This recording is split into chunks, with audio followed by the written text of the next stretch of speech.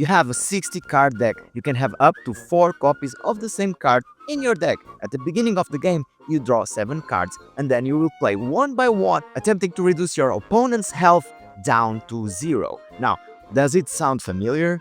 Is this Magic the Gathering or is this QBÖS?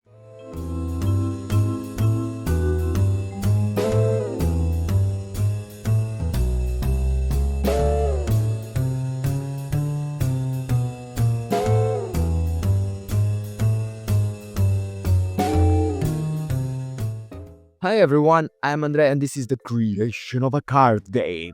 On today's episode, I want to talk about a very important thing. It's not that important actually. I was wondering recently if my game is not getting too similar to Magic the Gathering. Now I want to leave a disclaimer here.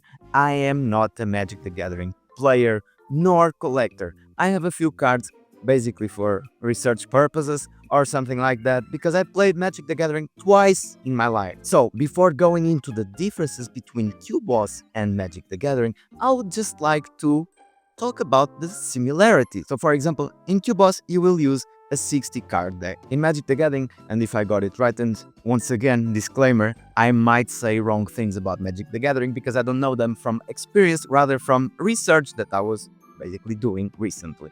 So in Magic the Gathering, you need 60 cards minimum. So there's a lot of similarity, but some differences as well. We can have 4 copies of the same card in QBÖS, the same in Magic the Gathering, except for basic lands. On QBÖS, you can have a Whisper card, like one unique Whisper card and the maximum amount of 4 Whisper cards. So again, similar but different. And also, at the beginning of the game, you draw 7 cards into your hand. Okay, we have that in common, but you know which games also have this kind of things in common? Lorcana, One Piece, Pokémon. Basically, all the TCGs have a lot of things in common. And why is that? Why the 60 card deck? Why the 4 copies? Why drawing 7? Why is that? Because it works. It's tested. It's the perfect amount of things that are proven to work the best.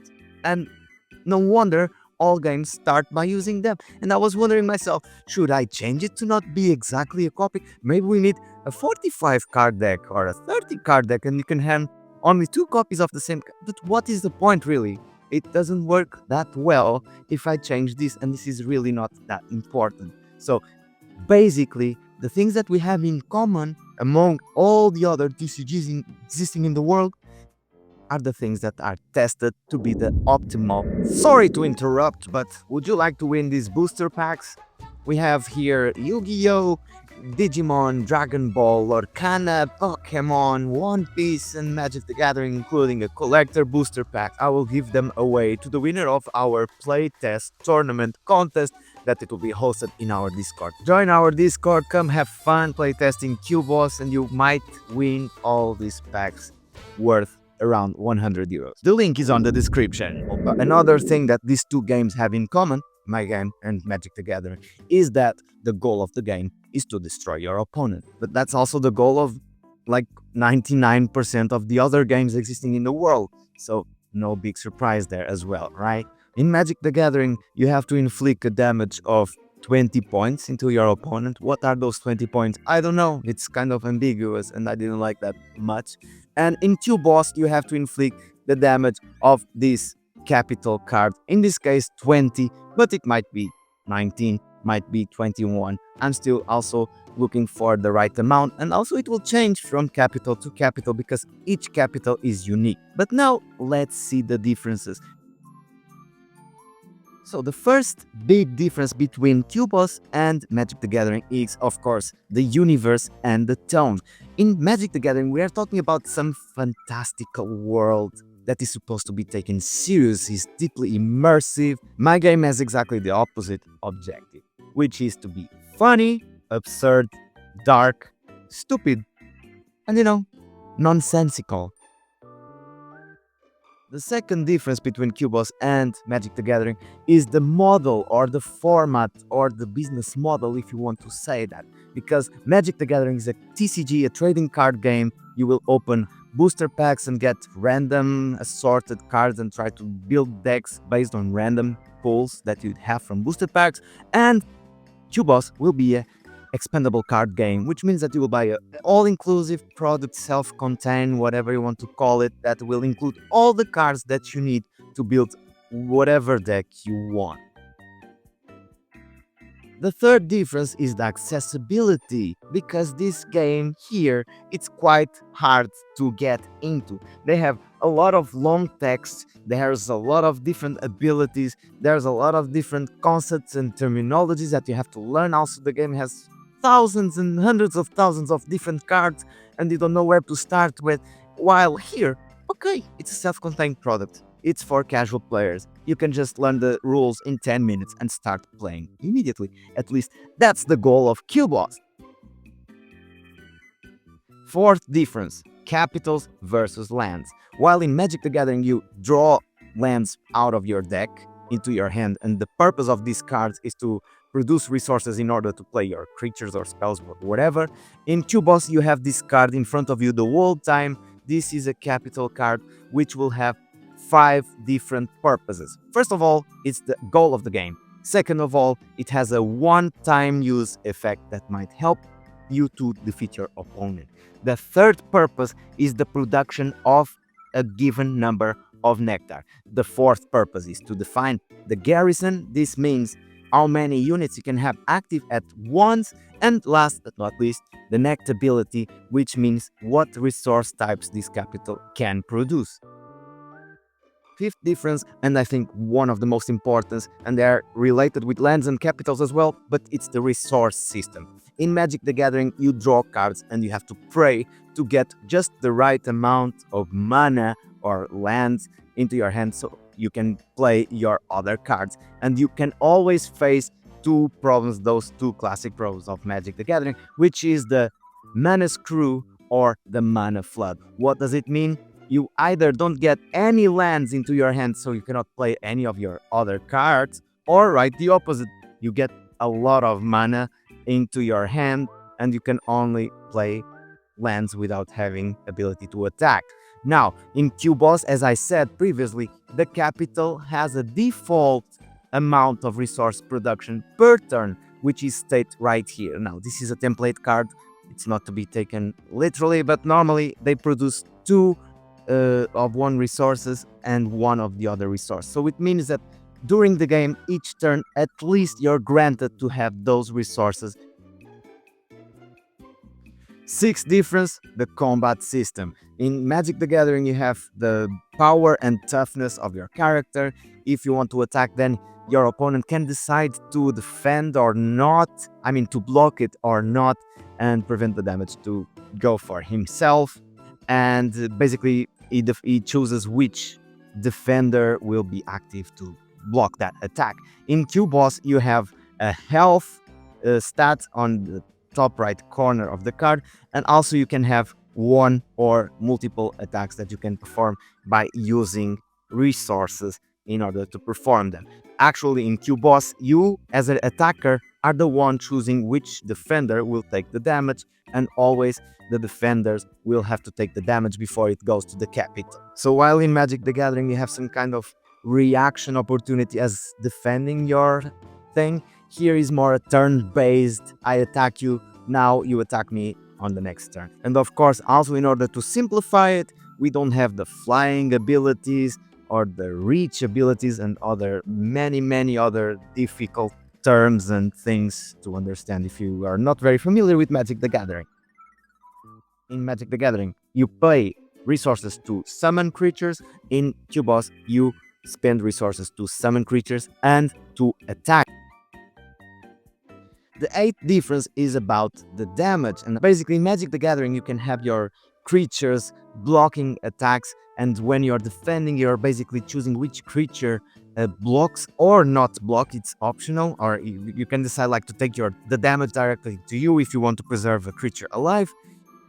This doesn't happen in QBÖS. In QBÖS, when you play this card and you're attacking with the strength of 4, this strength of 4 will be mandatorily dealt to one of the defenders from your opponent chosen by you, the attacker. In Magic the Gathering, someone is attacking the other one and the other person blocks it and also kills the creature attacking. Here, no, because it's turn-based. You attack, now I attack next. Ninth difference, special conditions. Now, I'm not familiar enough to talk about Magic the Gathering, but I'm familiar enough to talk about QBÖS. And in QBÖS, there are two different status that the creatures can have, which are wasted or overdosed. When performing some powerful attacks, maybe the creatures take too much of their nectar and they get wasted, so they lose the next turn. If sometimes they are even more powerful, so they need even more nectar, they get overdosed and they are basically inactive until some other card which has the ability to revive them, but they still take the damage, they still defend, they just cannot attack. 10th difference, summoning sickness. In Magic the Gathering, when you summon a creature, I think, because I'm not an expert, I think this creature entered tap, which means that it cannot attack straight away unless there's an effect saying otherwise. In QBÖS, if you summon a creature, you can already use it straight away to attack as long as you have enough resources to pay for that attack. 11th difference, and I think this is my favorite difference between QBÖS and Magic the Gathering. It's the number of cards that you are allowed to play on your turn. In Magic the Gathering, you can play, I think, 1 land per turn, but after that condition, you can play whatever number of cards you want as long as you can pay for them. Now, in QBÖS, you can only play 1 card per turn. In QBÖS, you must play a card per turn. And even if you don't want to, even if you don't have something relevant to do, you will have to burn 1 card and pay the respective cost as if you were just using it. I like this rule because it really forces you to be strategic with your nectar management. It's just not spamming cards into the table and then make a huge combo out of the blue. No, you can only play 1 card per turn, and you know that your opponent also can only play 1 card per turn, and that information alone will give you a lot of knowledge in order to decide what you will do next. 12th difference, card types. Look, Magic the Gathering, you have instant, you have legendary creatures, you have lands, you have artifacts, you have sorceries, you have whatever is this. What is this? Tokens? I don't know. It's very hard to get into that. In QBÖS, you have 5 card types. The capital. You already know what is a capital. It's a card type. Second card type, you have units. The guys that fight. Pretty straightforward, right? You have upgrades that you can attach either to your capital or to your units to make them stronger. You have action cards that you basically play and read what is written there. And whisper cards, which are pretty much like action cards, but you can play them at any time you want. 13th difference, the mulligan rule. In Magic the Gathering, when you draw your first 7 cards at the beginning of the game, you can decide to just, this is not for me. I will just throw it down, I will shuffle into the deck, and I will deal again 7 cards, except you deal 6 cards, because you have this penalty for doing that. But you can do this just because you want, just because you fancy a specific card, with the penalty of losing 1 card in your hand each time you do that. In QBÖS, you can only throw your hand down if you don't have any playable defender to start the game with. This means that you don't have any creature that you can pay the cost to put into play based on the capital resource production.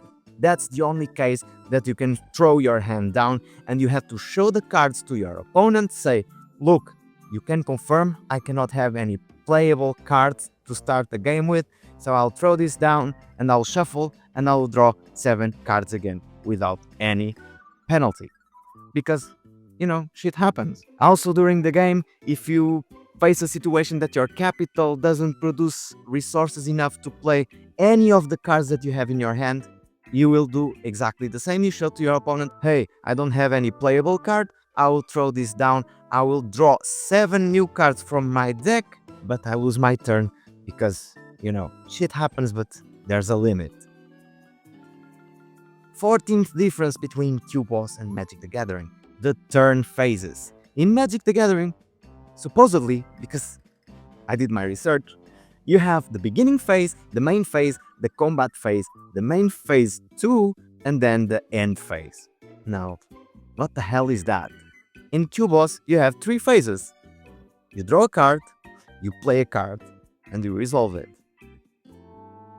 Now, the 15th and the last difference from this list is about the number of players. Magic the Gathering, as a standard mode or whatever we want to call it, is made for 2 people, like 1 versus 1. Of course, I'm aware there's a commander version of it that allows 3 or more players, but that has some differences between the deck construction rules and whatever. I don't know exactly the differences, but QBÖS here by default is designed for 2, 3, or 4 players. I mean, it would be simpler to say from 2 up to 4 players. You can have a 1 versus 1, you can have a 3-player, like everyone fighting against each other, or you can have 4 people playing in teams of 2. And you do this without having different rules or special conditions or whatever, different versions of the game. QBÖS only has one way to be played. Now we could go much further. Every time I think more about this, I remember another difference that exists between QBÖS and Magic the Gathering. But I think the key takeaway is that, okay, my game is inspired in not only Magic the Gathering, maybe a little bit of Pokémon as well, because I also know that game. I actually know that game much better than Magic the Gathering. But a little bit of every. I'm borrowing ideas from different places, but in the end of the day, and I think that's the most important thing, I'm creating a game that I want to play. It's the game shaped into something that I actually enjoy to play. And I want to bring casual players, I want to bring also nerds to the same table, and they will have something in common, some middle ground. It's somehow fantastical world, but it's much more casual and fun and, funny. This concludes the video of today. Let me know in the comments if you think that QBÖS is sufficiently different from Magic the Gathering, or if you think that still it's a ripoff. Just tell me what you think and we can bring this conversation deeper. Anyway, thank you very much for watching. Subscribe if you didn't, like this video if you didn't, and see you on the next week.